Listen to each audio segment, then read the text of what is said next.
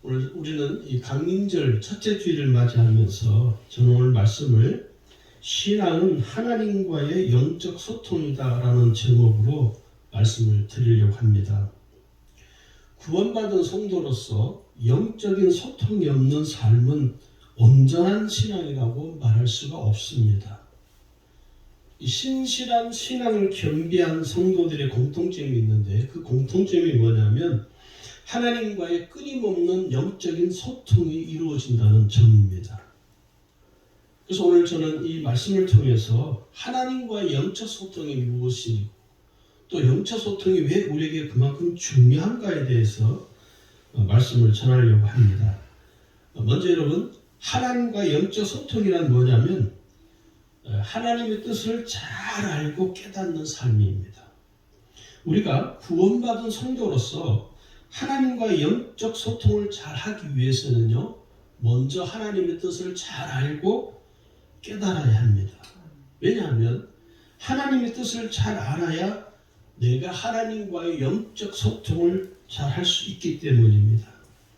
반면에 하나님의 뜻을 잘 알지 못하면 하나님과의 영적 소통을 할 수가 없습니다. 오늘 로마서 12장 4절에서도 우리에게 권면하고 있죠. 너희는 이 세대를 본받지 말고 오직 마음을 새롭게 함으로 변화를 받아 하나님의 선하시고 기뻐하시고 온전한 뜻이 무엇인지 분별하도록 하라 라고 우리에게 권면합니다. 여기 보면 온전하신 하나님의 뜻이 무엇인지를 알아라 우리에게 말씀하죠. 깨달아라는 것이죠. 하나님의 뜻은요, 사람에 의해서 정해진 것이 아니라 하나님께서 친히 정하신 것입니다. 그래서 하나님은 그 하나님의 뜻을 따라서 이 세상을 지금 주관하시고 섭리해 가고 계시는 것이죠. 우리는 이 하나님의 뜻을 다른 말로 하나님의 계획이라고도 합니다. 하나님께서는 오늘 구원받은 모든 성도들에게 이 하나님의 계획을 알려주기를 원하십니다. 오늘 우리가요, 하나님의 뜻을 얼마만큼 잘 알고 있느냐가 그만큼 중요하다는 것입니다. 그래서 오늘 우리의 삶에 있어서 중요한 이 삶의 원칙이 뭐냐면 나를 향하신 하나님의 뜻, 이 세상을 향한 하나님의 뜻, 그 뜻이 무엇이냐, 하나님의 계획이 무엇이냐를 우리가 잘 알고 깨달아야 됩니다. 그래야 우리가 온전한 신앙생활을 할 수가 있습니다. 어떤 대부분 성도들이 그렇게 이야기해요. 목사님, 나를 향하신 하나님의 뜻은 어디에 있습니까? 하나님의 뜻은 무엇입니까? 라고 질문하는 성도를 많이 찾아보기가 어렵습니다. 제가 전도사 시절에 중고등부 아이들을 가르칠 때 그 아이가 고등학교 1학년 때였습니다. 부모님이 그 엄마 아버지가 멀리 좀 많이 떨어진 도시에 가셔서 식당을 하고 계셨는데 그 두 형제가 부산에 남아서 생활을 하는 거예요. 동생은 중학교 2학년이고 아이는 고1이었습니다. 얼마나 살기 힘들겠습니까? 엄마 아빠의 사랑을 받고 엄마 아빠의 관심 속에서 이 성장을 해야 할 아이들이 엄마 아빠의 도움 없이 자기들 스스로 살아가야 되니까 어느 날 그 고등학교 1학년 된 아이가 저에게 찾아와서 그러는 거예요. 전사님, 하나님의 뜻은 무엇입니까? 나를 향하신 하나님의 뜻이 무엇일까요? 왜 우리 엄마 아빠는 우리와 함께 살지 못하고 이렇게 떨어져 살고 우리가 이렇게 힘들게 사는 것이 이것이 하나님의 뜻입니까? 라고 질문을 하더라고요. 그리고 한참 시간이 지난 후에 시간이 좀 많이 흘러서 그 아이가 대학을 들어가고 대학을 졸업하고 지금은 직장생활을 하고 있습니다.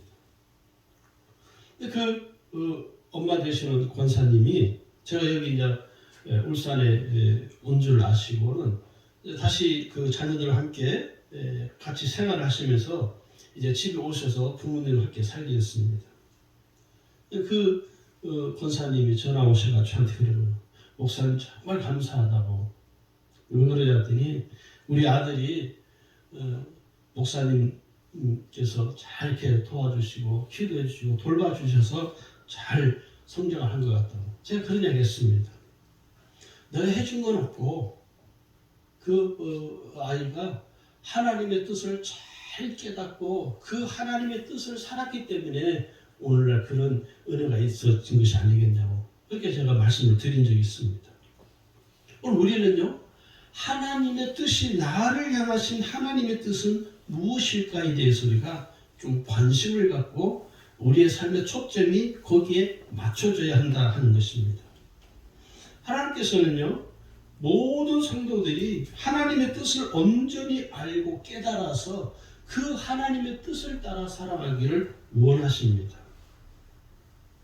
오늘 우리에게 삶의 태도가 중요한 게 하나 있는데 그게 뭐냐면 내가 어떻게 하면 하나님의 뜻을 따라 살 것이냐, 그리고 나는 어떻게 하면 하나님의 뜻을 따라 살아갈 수 있을까라는 이 생각을 끊임없이 우리 속에서 가져야 됩니다. 저는 그걸 다른 말로 삶의 태도라고 말하고 싶어요. 내 삶의 태도가 어떤 태도를 가지고 있느냐에 따라서 내 신앙생활이 결정되어지기 때문입니다. 두 번째는요, 하나님과의 친밀한 관계를 맺는 삶이 하나님과의 영적 소통입니다. 하나님과 친밀한 관계를 갖는 신앙생활이 얼마나 중요한가를 우리는 너무 잘 알고 있죠. 하나님과 영적 소통이 어려움이 있습니다. 왜 그러냐면 하나님과의 관계가 친밀하지 못하면요, 하나님과의 영적 소통을 할 수가 없습니다. 반면에 하나님과 아주 친밀한 사람은요, 하나님과 영적 소통이 그렇게 어렵지 않습니다. 여기서 이제 성도들이 좀 어려워하는 부분이 뭐냐면 영적인 소통 이러니까 벌써 가슴이 좀 짓눌리는 거예요. 왜냐하면 이 영적이라는 말에 성도들이 너무 지나치게 부담스러워하고, 여러분 영적이라는 말을 잘 이해를 하셔야 됩니다. 영적이라는 말은 오늘 여기서 말하는 영적 소통, 영적인 이 은혜는 뭐냐면 하나님과 끊임없이 내가 관계를 갖는 것입니다. 하나님과의 끊임없는 관계를 갖는 그 삶이 바로 영적인 삶을 사는 거예요. 영적인 삶, 그러면 우리는 다 뭘 생각하냐면 어떤 큰 능력을 행하고 어떤 큰 은사를 나타내는 그것만 생각한다 하는 것입니다. 그러나 그 성령의 은사나 능력은요, 아주 지극히 일부분에 불과합니다. 하나님과 내가 얼마나 친밀한 관계를 갖고 사느냐가 더 중요하다는 것이죠. 어떤 은사나 능력보다 더 중요한 게 뭐냐면 하나님과 내가 얼마나 친밀한 관계를 갖고 사느냐는 것입니다. 여러분, 친밀한 관계에 있으면요, 제일 중요한 게 뭡니까? 서로 마음이 통한다는 것입니다. 서로 마음이 통하는 관계가 이 친밀한 관계입니다. 제가 신학교 다닐 때, 제가 신학대학원 신대원 다닐 때 같이 공부를 했던, 같이 함께 공부했던 동기 목사님이 있습니다. 저보다 나이가 한참 어리죠. 저한테 늘 형, 그러고 저는 이제 친동생처럼 생각하고 같이 3년 동안 대학원에서 공부를 했습니다. 그리고 이제 대학원을 졸업하고 서로 각자의 목회 사회 현장이 다르기 때문에 저는 울산으로 오고 그 친구는 서울에 있고, 간혹이작 1년에 한두 번, 한 서너 번 정도 서로 연락하고 서로 연락 주고받고 하는 그런 사이입니다. 남들이 볼 때는 별로 친밀한 관계가 아닌 것처럼 보일 수 있죠. 근데 이 친구가 전라북도 익산에 이제 목회지가 옮겨져서 전라북도 익산으로 이제 목회를 나가게 됐습니다. 그리고 한 몇 달 뒤에 그 대학원 같이 다닐 때 공부를 했던 목사님, 동기 목사님들과 그때 5명이, 저를 포함해서 5명이 익산에서 모였습니다. 그 친구 교회에 모여서. 그런데 참 희한한 게 있어요. 학교를 졸업하고 10년이 훨씬 넘었습니다. 15년이 훨씬 넘었는데 만났는데 여러분 참 놀라운 게 있습니다. 어제 만난 것처럼 반가워. 참 신기하죠. 한 15년 동안 서로 얼굴 보지 못했던 관계이죠. 또 서로 연락도 그렇게 뭐 빈번하게 하지도 않은 사이인데도 익산이랑 목사님하고는 뭐 1년에 한 대여섯 번씩 같이 또 제가 서울에 올라가면은 또 만나서 차 한잔 마시기도 하고 그랬는데 10년이 훨씬 지난 세월임에도 불구하고 서로 만나서 이야기하는데 어제 만나서 이야기한 것처럼 너무 마음이 편하고 대화하는 가운데 제가 깨달은 게 뭐냐면 서로 뭐가 통하냐면 마음이 통하더라는 것이죠. 마음이 통하는 거예요. 그게 뭡니까? 친밀한 관계입니다. 서로 멀리 떨어져 있어도 몇십 년 만에 만났는데도 불구하고 그 거리가 전혀 느껴지지 않는 거예요. 어제 만나서 이야기한 것처럼 너무너무 반갑고 헤어질 때는 서로 다들 남자인데도 눈에 약간 눈물이 글썽글썽하는 또 만나자. 또 헤어졌는데 지금도 뭐 매일 뭐 1년에 한두 만나지도 못합니다. 서로 목회 현장이 서로 다르기 때문에 바쁘고 하고. 그럼에도 불구하고 느끼는 마음이 뭐냐면 이게 친밀함이라는 것이고. 오늘 우리가 하나님과의 관계에 있어서 이 친밀함이 뭐냐? 하나님의 마음과 내 마음이 서로 통한다는 것입니다. 여러분 질문은 아니고 여러분 하나님과 마음이 서로 통하십니까? 내가 하나님 마음을 잘 이해하고 하나님 내 마음을 잘 이해하고 계신가요? 친밀하지 못하면 우리는 하나님과 불편한 관계가 됩니다. 그러나 하나님과 친밀한 관계에 있는 사람은요, 무엇을 하는 것입니까? 하나님의 뜻을 알려고 애를 쓰는 거예요. 그래서 하나님과 친밀한 사람은 하나님의 마음을 잘 헤아리는 사람입니다. 여러분, 우리가 자식들을 다 키워보면요, 어떤 자식은 부모의 마음을 잘 헤아리겠다. 또 어떤 자식은 부모의 마음을 전혀 헤아리지를 못합니다.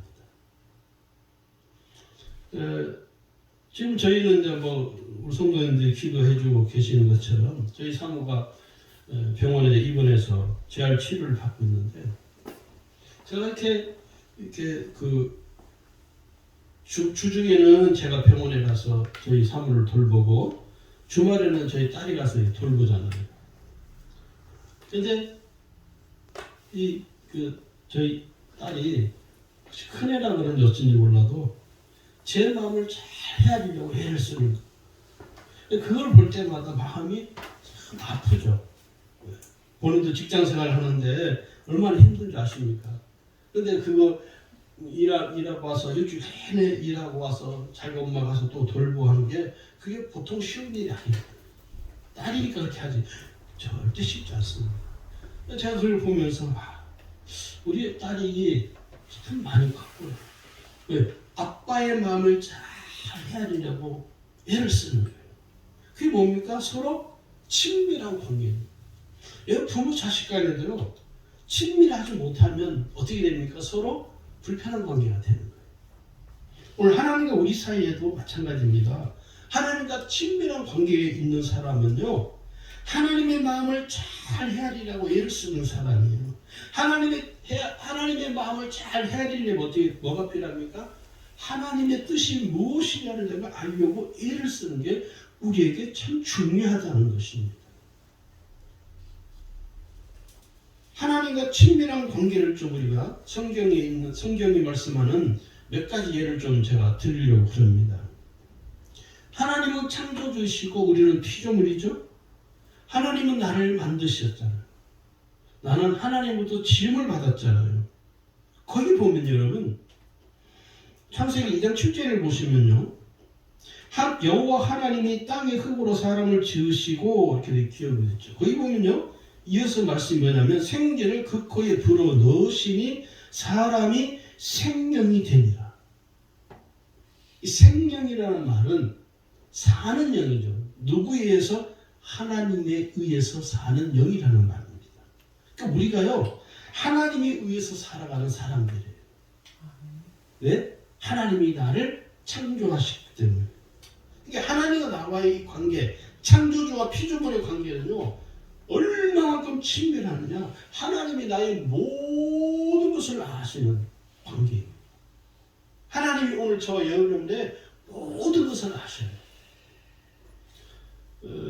겨울에 저희 병실에 한 2주 전에 교통사고 7중 추돌 사고를 당해서 들어오신 분이 한 분이 계세요. 나중에 그분이 이야기하는데 자기가 집사까지 집사 직분을 받고 신앙생활을 했다는 거예요. 40대 초반에. 그래서 그 아들은 모태신앙이고. 그런데 그분이 그만 교회에서 어떤 시험 드는 일을 광경을 보면서 그분이 교회를 그만 그 발길을 끊어버렸습니다. 그분이 보니까 저하고 나이가 동갑이에요. 근데 그분이 나중에 이야기하는데 자기가 왜 이런 일을 당했는지 이해할 수 없다. 그런데 분명한 건 하나는 자기가 죽을 사람인데 심폐소생술을 통해서 살아났다는 거예요. 제가 그 말 듣자마자 그 이야기 해드렸어요. 자기가 당신이 전에 집사님이었다고 해서 제가 그랬어요. 집사님은 하나님이 생명을 살려주신 것입니다. 그건 분명합니다. 그 왜 살려준 줄 아십니까? 모르겠다는 거예요. 하나님이 당신을 지금 부으신 겁니다. 하나님 뜻이 분명히 당신을 향한 하나님의 뜻이 있기 때문에 하나님이 당신의 생명을 살려주셨으니까 나중에라도 퇴원하시고 꼭 가까운 교회라도 다시 신앙생활 했으면 좋겠다고. 그랬더니 그분이 그러시더라고요. 안 그래도 자기도 퇴원을 하게 되면 교회를 다시 나가야겠다. 할렐루야. 여러분 하나님은 창조주시고 우리는 피조물이에요. 다 할 수 없죠. 여러분의 삶 속에 일어나는 모든 일들이 다 이해되어지고 깨달아지나요? 다 이해되지 못합니다. 목사인 저도요. 저의 삶을 향한 하나님의 뜻과 계획을 다 알지 못합니다. 분명한 것은 오늘 나를 향하신 하나님의 계획이 무엇이냐, 창조주신 그 하나님께서 피조물인 나를 향하신 하나님의 계획이 무엇이냐를 우리가 무단히 애쓰고 믿음으로 바라보면서 바라볼 뿐인 것이죠.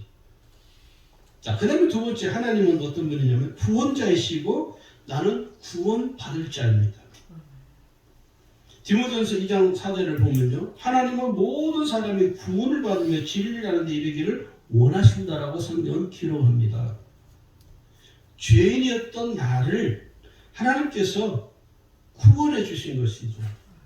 오늘 저와 여러분이 하나님께서 나를 구원해 주셨기 때문에 이 자리에 나와서 예배드리고 하나님을 찬양하고 하나님의 말씀을 들을 수 있는 것입니다. 하나님은 나의 구원자이시고 나는 구원받은 자이죠. 그 다음에 세 번째는 하나님은 나의 아버지가 되시고 나는 하나님의 자녀가 됩니다. 그리고 네 번째는요, 하나님은 내 기도에 응답해 주시는 분이십니다. 나는 하나님께 기도할 수 있고 내 기도에 하나님은 반드시 응답해 주신다고 약속을 해 주셨죠. 예레미야 33장 3절에도 말씀하고 요한복음 14장 13절에서도 말씀하고 있습니다. 그래서 우리가 기도하는 것은 하나님이 다 들어주신다는 거예요. 할렐루야. 하나님이 내 기도를 다 들어주신다는 거예요. 오늘 그 다음에 하나님과 이 영적 소통의 세 번째는 뭐냐면 하나님의 사랑을 경험하는 삶입니다. 하나님과의 영적 소통은 하나님의 사랑을 충만하게 받는 삶을 통하여 하나님과의 영적 소통이 이루어지는 삶이라고 말할 수 있습니다. 하나님이 나를 사랑하신다. 하나님이 나를 끊임없이 사랑하신다. 내가 하나님의 사랑을 받을 수 없는 연약한 삶임에도 불구하고 하나님은 여전히 나를 사랑하고 계시다는 사실이에요. 요한일서 4장 16절을 보시면 거기 보면 이렇게 말합니다. 하나님은 사랑이시라. 할렐루야. 하나님은 사랑이라는 거예요. 여러분, 이 하나님의 사랑은요, 완전하시고 거룩하신 사랑입니다. 하나님의 사랑은요, 절대로 변하지 않는 사랑이죠. 인간의 사랑은 어떻습니까? 변하죠. 그래서 사람들이 지어낸 말이 있죠. 사랑은 뭐예요? 움직이는 거예요. 좋은 말로 움직이는 거죠. 사랑은요, 변합니다. 인간의 사랑은 변해요, 변해. 그러므로 우리가 이 인간의 사랑을요, 전적으로 신뢰할 수가 없습니다. 20대 때는 죽고 못 살 것처럼 서로 사랑한다 그렇게 그냥 입에 거품 물고 이야기하던 사람이 결혼을 하고 10년, 20년이 지나면 어떻게 됩니까? 요 사랑해. 그 쓸데없는 소리 하고 있어. 가족끼리 그런 소리 하는 거 아니야? 이런 헛소리를 했었고. 왜 그래요? 사랑이 변하기 때문에 그렇다는 거예요. 그래서 인간의 사랑은요, 우리가 신뢰할 수 없고 의지할 수 없는 거예요. 그러나 여러분 한번 생각을 해보세요. 하나님의 사랑은 어떻습니까? 완전한 사랑입니다. 하나님의 사랑은 변하지 않는 사랑이에요. 하나님의 사랑은 부족함이 없는 사랑이죠. 그 하나님께서 부족하고 온전하지 못한 우리를 사랑하시는 것이죠. 하나님은 지금도 여러분을 사랑하십니다. 할렐루야. 하나님은 지금도 여러분을 사랑하셔요. 사랑이 충만하신 그 하나님께서 나를 여전히 사랑하시고 계시다는 그 사실 여러분 믿음의 확신을 갖고 살아가시기를 주의 이름으로 축원합니다. 아멘. 하나님과 영적 소통이 왜 중요하냐? 첫 번째는요, 하나님을 온전히 믿고 의지하는 삶이기 때문입니다. 내가 하나님을 온전히 믿고 의지하는 삶이에요. 하나님과 영적 소통을 통해서 나는 하나님만 의지하리라. 나는 살아계신 하나님만 전적으로 의지하며 살겠다라고 우리의 마음에 믿음의 결심이 생긴 것이죠. 여러분, 인간의 의지만으로는요, 하나님을 믿고 의지하는 삶을 살아갈 수 없습니다. 사람들이 그러잖아요, 성도들이. 그래, 할 수 있다고 그래. 한때 한국교회 긍정적인 힘이라는 책이 아주 열풍을 일으켰죠. 그 책을 잘 읽어보시면은 거기에는 하나님이 안 계십니다. 인간의 그 의지, 할 수 있다는 긍정적 의지, 이 의지가 강한 거예요. 거기에는 믿음이라는 단어가 그렇게 중요하지 않습니다. 긍정적인 마인드를 하면서 긍정적인 생각을 가지라, 긍정적인 마음을 가지라, 긍정적인 생각을 가지면 모든 것을 바꿀 수 있다. 아니요. 인간의 의지만으로는요, 우리가 온전한 신앙생활을 이루어갈 수가 없습니다. 그 성도들이 요즘은 교회들이 한국 교회가 뭐 부흥회라는 부흥회를 잘 안 하죠. 우리 교회도 마찬가지지만은 부흥회를 하는 교회가 지금은 거의 찾아보기 어렵습니다. 제가 청년 때 신앙생활 할 때는요, 부흥회가 1년 12달 있었던 걸로 기억이 돼요. 그래서 1년 12달 늘 은혜를 받았던 거예요. 우리 교회에서 부흥회를 하면, 나오는 교회에서 부흥회를 하면 그 교회 부흥회 가서 은혜 받고, 이게 1년 12달이 계속 부흥회를 하는 거예요. 은혜의 삶을 사는 것이죠. 그때는 뭐 의지적으로 내가 하지 않아도 자연적으로 영적인 분위기가 하나님을 의지하는 삶을 살아갈 수 있도록 영적인 환경이 조성이 되었습니다. 그러나 지금은 어떻습니까? 지금은 내가 노력을 해야 돼. 내가 막 애를 써야 되는 것이죠. 그런데 여러분, 애를 쓰고 힘을 쓰는 그 인간의 의지는요, 한계에 도달하게 된다는 것입니다. 또한 하나님과 영적인 소통을 갖는 삶을 살기 위해서는요, 이 인간의 의지만으로는 이루어질 수가 없다는 거예요. 그럼 뭐가 필요하냐? 내가 하나님을 온전히 믿고 의지하는 이 믿음이 더 중요하다는 것입니다. 우리가 기도를 하죠. 우리의 기도의 관심은 무엇입니까? 하나님께 내가 무언가를 얻어내는 데 있습니다. 하나님, 저 이거 필요합니다. 이거 주세요. 하나님, 이거 주세요. 구하라 했으니까 내가 지금 구합니다. 하나님, 내가 지금 하나님께 구하고 있으니 내게 이러이러한 것이 필요하오니 하나님 내게 이것을 꼭 주십시오. 안 주면 절대 안 됩니다. 거의 뭐 반협박에 가까운 기도를 하죠. 그래서 우리의 기도의 대부분은 무엇이냐면 하나님께 내가 원하는 것을 얻어내기 위해서 하나님께 우리는 열심히 기도하죠. 그게 틀렸다는 말이 결코 아닙니다. 내가 원하는 것을 하나님께 얻어내기 위해서 기도하는 거 잘못된 기도가 아니에요. 틀리지 않습니다. 그러나 성경에는요, 원하는 것을 기도하라고 우리에게 가르치고 있죠. 실제로 예수님도 그랬거든요. 구하라. 그래야만 주실 것이요. 너희가 내 이름으로 구하면 하늘 아버지께서 주실 것이다. 예수님도 구하라고 그랬습니다. 그런 해본 생각해야 되는 게 뭐냐면 단순히 내가 얻어내기 위해서 기도하는 것보다 더 큰 은혜가 있습니다. 내가 하나님께 무엇을 얻어내기 위해서 내가 필요한 것을 갖기 위해서 하나님께 열심히 기도하는 것보다 더 큰 은혜가 있습니다. 그게 뭐냐면 하나님의 뜻을 잘 알고 깨닫는 거예요. 내가 기도할 때 내 기도를 통해서 하나님의 뜻이 무엇인지를 알기 위해서 내가 하나님께 부단히 하나님 앞에 기도하는 거예요. 하나님의 뜻대로 사는 것이 무엇인가를 알기 위해서 내가 하나님 앞에 열심히 부르짖는 거예요. 오늘 이 시대에서는요, 내가 구원받은 성도로서 살아가면서 하나님의 뜻을 더 잘 알고 깨닫는 기도가 절실히 필요한 시대에 우리는 지금 살고 있습니다. 내가 얻어내는 것보다 더 중요한 게 뭐냐면 나를 향하신 내 삶을 향한 하나님의 뜻과 계획이 무엇이냐, 이것을 내가 깨닫기 위해서 하나님 앞에 부르짖는 거죠.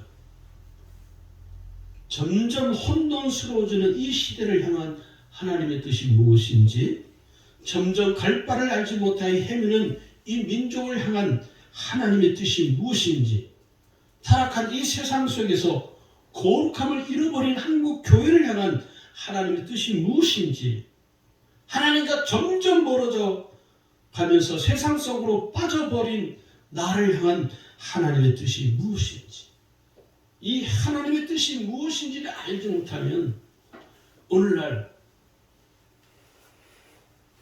여러분은 구원받은 성도라고 말할 수가 없습니다. 아니, 내가 구원받은 성도라고 한다 하더라도 그 하나님의 뜻이 무엇인지를 알지 못한다면 그 화가 우리에게 임하게 됩니다. 이게 성경이 우리에게 가르치는 말씀이에요. 그래서 이제부터라도 우리의 기도가 달라져야 된다고 저는 믿습니다. 위대하신 하나님의 뜻을 명확하게 잘 알고 깨닫기 위한 기도를 드려야 돼요. 쉽지는 않습니다, 여러분. 오늘 주 앞에 나와 예배드리는 오늘 여러분들이 하나님의 뜻을 알고 깨닫는 기도를 드리시는 삶이 되기를 주의 이름으로 축원합니다. 아멘. 두 번째는요, 하나님의 은혜를 공급받는 삶이기 때문에 하나님과 영적 소통이 중요합니다. 하나님께서는 하나님과 영적 소통이 끊어지지 않고 지속적으로 이루어지는 성도에게 은혜를 베푸십니다. 은혜는 내가 가만히 있다고 하나님 내게 은혜 주시는 게 아니거든요. 반면에 하나님과 영적인 소통이 끊어진 성도에게는 하나님께서 은혜를 베풀지 않습니다. 다윗은 여러분 영성이 대단한 사람입니다. 그 다윗은요, 사울 왕에게 쫓기는 신세였죠. 그럼에도 불구하고 다윗은 어떻습니까? 하나님을 의지하는 거예요. 끊임없이 하나님을 구하고 하나님의 은혜를 구하고 하나님께 자기의 삶을 의탁하고 그게 뭡니까? 하나님과 영적 소통에 게을리하지 않았다는 거예요. 우리는 좀 어떻습니까? 조금만 마음 삶이 편하면 어떻게 해요? 하나님과 영적 소통은 완전히 끊어져 버리죠. 내가 어려운 일을 당하고 내가 환난 가운데 있어야 그때서 비로소 하나님을 찾는 거예요. 내 삶이 조금 편안해지고 조금 내 삶이 여유가 생기면 우리는 하나님을 찾는, 하나님을 의지하는 그 삶이 온데간데 없이 사라져버립니다. 우리 한국 교회가 70년대, 80년대까지만 해도 교회가요, 하나님을 철저히 의지했습니다. 지금은 어떻습니까? 지금 이렇게 한국 교회를 바라보면 저는 목회자로서 한국 교회를 이렇게 쳐다보면 정말 한숨만 나와요. 한숨만 나올 수밖에 없어요. 한숨만 나올 수밖에 없어요. 네? 하나님을 의지하는 그 신앙이 우리 한국 교회 안에서 다 소멸되어져 버려요. 성도들도 하나님을 의지하고 하나님의 은혜를 구하는 그 신앙이 사라져 버렸습니다. 왜 그럴까요? 삶이 편안하거든. 삶이 너무 편안하고. 여러분, 오지 한번 가보세요. 우리는 예수를 우리 마음대로 믿을 수 있잖아요. 그러나 예수를 마음대로 믿을 수 없는 아프리카나 중동 그런 데 한번 가보세요. 그런 곳에서 여러분 신앙을요 목숨을 걸고 지킵니다. 오늘 우리에게 나의 신앙을 목숨을 다해서 지키지 못하기 때문에 그런 형편을 우리가 잊지 못하기 때문에 하나님과의 영적 소통은 생각할 수가 없다는 것입니다. 다니엘을 여러분 한번 생각해 보세요. 다니엘은요 하나님과 영적 소통을 게을리하지 않았습니다. 하루에 3번 예루살렘을 향하여 창문을 열어놓고 하나님께 하루에 3번씩 기도했다는 거예요. 그 무슨 말입니까? 끊임없이 이 다니엘은 하나님을 찾는 거예요. 하나님을 의지하는 거예요. 그게 하나님과의 영적 소통이 끊어지지 않았다는 것이죠. 사도 바울을 한번 생각해보면 여러분 사도 바울의 삶은 크게 2가지로 나눕니다. 다메섹 도성에서 예수님 만나기 이전의 삶과 예수님을 만난 회심 이후의 삶 이 2가지로 나뉘어요. 회심하기 이전에 이 사울은요 예수님을 믿는 사람들을 잡아다가 옥에 가두고 죽이는 핍박자였습니다. 그러나 이 바울이 예수님을 만난 이후에 회심 이후에 그의 삶은요 복음을 위하여 자기의 목숨도 내어놓는 순교자입니다. 끊임없이 사도 바울은 하나님과 영적 소통이 계속 이루어지는 것이죠. 그래서 사도 바울은요 이렇게 고백합니다. 사도행전 20장 24절에 보니까요 내가 달려갈 길과 주 예수께 받은 사명 곧 하나님의 은혜의 복음을 증언하는 일을 마치려 하면은 나의 생명조차 조금 더 귀한 것으로 여기지 아니하노라. 하나님과의 지속적인 영적 소통이 끊임없이 이루어진 이 바울의 고백은요 자기의 생명을 조금 더 귀한 것으로 여기지 않는다는 거예요. 주를 위해서 숨겨도 두려워하지 않는, 죽음도 두려워하지 않는 그 사도 바울의 삶의 중심에는 하나님과의 끊임없는 영적 소통이 있었다는 거예요. 세 번째는요, 왜 영적 소통이 중요하냐면 하나님과 영적 교제를 갖는 삶이기 때문입니다. 하나님과의 영적 교제를 갖는 삶이 우리에게 매우 중요하죠. 그래서 하나님과 영적 교제를 갖기 위해서는요, 영적 세계를 잘 알아야 합니다. 영적 세계를 잘 알지 못하면 하나님과 영적 소통을 할 수가 없어요. 인간은 어떤 존재입니까? 영적인 존재입니다, 여러분. 인간은 결코 허무한 존재가 아니라는 사실입니다. 예수 안 믿는 사람들이야 말할 것도 없지만은 간혹 예수 믿는 분들 중에 이런 말을 하는 분들이 계셔요. 삶이 참 허무하다. 자기 인생이 허무하다고 생각하는 거예요. 아니요. 우리의 인생은 결코 허무한 인생이 아닙니다.